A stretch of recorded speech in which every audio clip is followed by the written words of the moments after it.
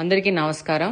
ఈ రోజు ప్రత్యేకంగా సోషల్ మీడియా ప్రతినిధులకు నమస్కారాలు తెలియజేసుకుంటూ అసలు విషయం ఏంటంటే నిన్న 79వ స్వాతంత్ర దినోత్సవ వేడుకలకు గాను కలెక్టరేట్ నుంచి అధికారికంగా కడపలో గెలిచిన ప్రజాప్రతినిధిగా నన్ను నా కుటుంబ సభ్యులని స్వాతంత్ర దినోత్సవ వేడుకలకు గాను అఫీషియల్ గా ఆహ్వానించడం జరిగింది. నాతో పాటు ఇట్లాంటి కార్యక్రమాలకి సమాజంలో ఉన్న పెద్దలు, సోషల్ సర్వీస్ చేస్తున్న వాళ్ళు, విద్యా సంస్థలకు సంబంధించిన అలాగనే వివిధ కులాలు మతాలకు సంబంధించిన పెద్దలు, అలాగనే సీనియర్ సిటిజన్స్ ని ఆహ్వానించడం జరుగుతుంది. అందులో భాగంగా వాళ్ళ ఆహ్వానితుల జాబితాకు సంబంధించిన వాళ్ళకి ఏర్పాట్లు కలెక్టరేట్ సంబంధించిన అధికారులు చేయడం జరుగుతుంది. అందులో భాగంగా నిన్న స్వాతంత్ర దినోత్సవ వేడుకలకు వెళ్లింటే అక్కడ అతిథులు కూర్చుండాల్సిన స్థలంలో కూర్చోడానికి అవకాశం లేదు. దాదాపు మొత్తము కలెక్టరేట్ కి సంబంధించిన అధికారులు, పోలీస్ డిపార్ట్మెంట్ కి సంబంధించిన అధికారులు, వాళ్ళ కుటుంబ సభ్యులతో నిండిపోవడం జరిగింది. అలాంటి పరిస్థితిలో అక్కడున్న అధికారుల కుటుంబ సభ్యుల్ని లేపి కూర్చోవడం భావ్యం కాదనిపించింది. అందుకనే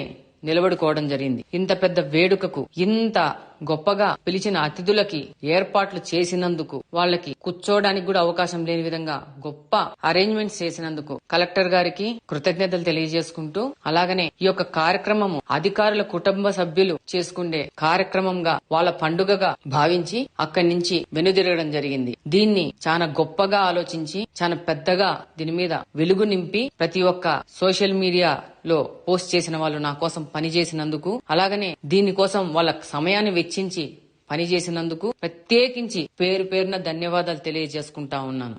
మీ రెట్టప్ప గారి మాధవి. జై హింద్.